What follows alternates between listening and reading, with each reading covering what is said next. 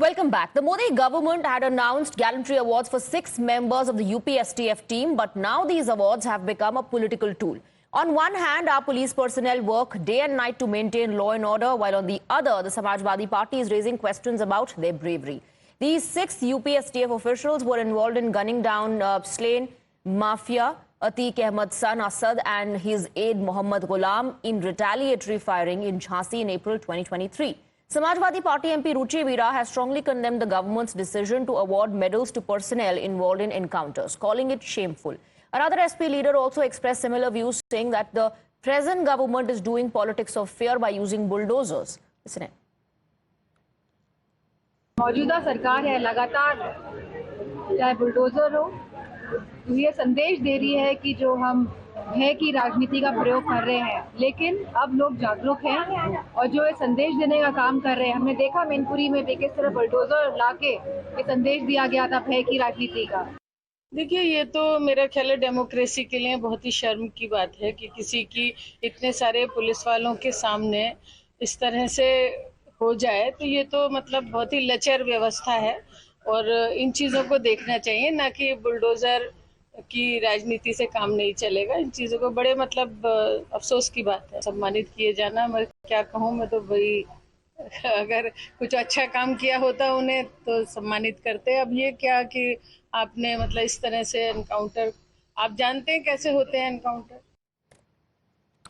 Former DGP Vikram Singh has responded to the claims of the Samajwadi Party and said that these awards are reserved for those who have demonstrated unparalleled bravery and selflessness in the face of danger. Listen in. I would like to congratulate the gallant officers of the UP Special Task Force who successfully gunned down Asad and Ghulam, the notorious and dreaded criminals who were responsible for the Umesh Pal murder and other heinous offences. Regrettably, some politicians' friends criticize it, and they are of the opinion that they are aware how encounters happen and also regret how come gallantry medals are being awarded to these police officers. I beg to be different. May I submit with the greatest of respect that the pain, sacrifice and effort that go behind any police encounter, genuine one at that should be saluted and praised. Now, BJP has strongly condemned Samajwadi Party's criticism of the awardee, suggesting that such remarks reveal a mentality of the Samajwadi Party. BJP further contends that instead of questioning these prestigious honors, which recognized bravery and sacrifice, the Samajwadi Party should be scrutinizing their record. They accuse the Samajwadi Party of sheltering criminals during their tenure and failing to control rampant crime and attacks on police stations. Listen in. देखिए, ये Samajwadi party की हल्की सोच का प्रतीक है कि जो police की कार्यप्रणाली पर, एक व्यवस्था पर सवाल उठाते हैं। उनको सवाल उठाना चाहिए था कि वो अपराधियों को किस तरह से संरक्षण देते हैं। समाजवादी पार्टी के शासनकाल में अपराधियों को किस तरह से संरक्षण दिया जाता था और पुलिस थानों पर किस तरह से हमले होते थे। तो समाजवादी पार्टी की सोच, उनकी नीयत और उनका कार्यप्रणाली, इसको जनता बेहतर तरह से जानती है।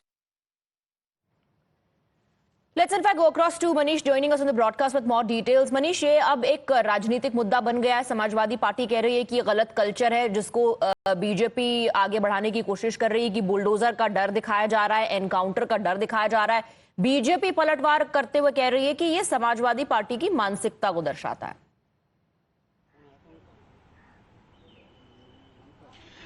देखिए, बिल्कुल समाजवादी पार्टी इनकाउंटर पॉलिसी पर पहले भी सवाल खड़ा करती रही है, लेकिन अतीक के मामले पर लगातार चुप्पी देखी गई है, असद के मामले पर लगातार चुप्पी देखी गई है। वो अपराधी जिसका चेहरा सीसीटीवी फुटेज में आया, जिसने पब्लिकली प्रयागराज की सड़कों पर उपद्रव मचाया, एक हत्या की, पुलिसकर्मियों की हत्या की, और उसके इनकाउंटर को जस्टिफाई करना, उसके इनकाउंटर पर सवाल खड़े करना, ये मुझे लग रहा है कि विपक्ष की कानून व्यवस्था की जो सरकार की नीति है उस पर सवाल खड़े करना है। असद अतीक का कितना बड़ा नेटवर्क था सारे लोग जानते हैं।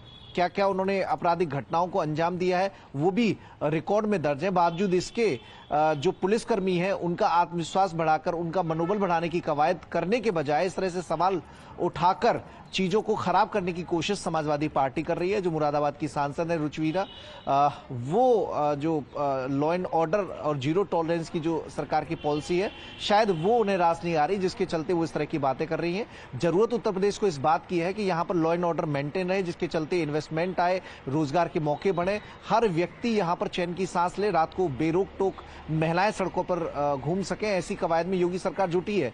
और 2017 के पहले की जो तस्वीर है, शायद समाजवादी पार्टी के नेता उसे बखूबी जानते होंगे, समझते होंगे कि पहले का आलम यहाँ पर क्या था, पहले की स्थिति क्या थी।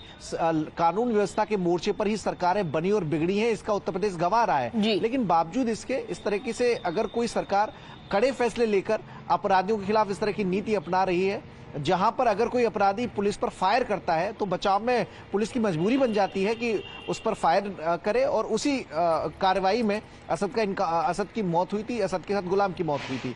तो ऐसे बहादुर पुलिसकर्मियों को राष्ट्रपति ने अवार्ड दिया है, जिस पर सवाल खड़े करना एक तरीके से एक नई तरह की सियासत समाजवादी पार्टी उत्तर प्रदेश में कर रही है। जी मनीष, आप हमारे साथ बने रहिए क्योंकि कई सारे पॉलिटिकल रिएक्शंस आ रहे हैं। We have some breaking inputs coming in. The Congress on the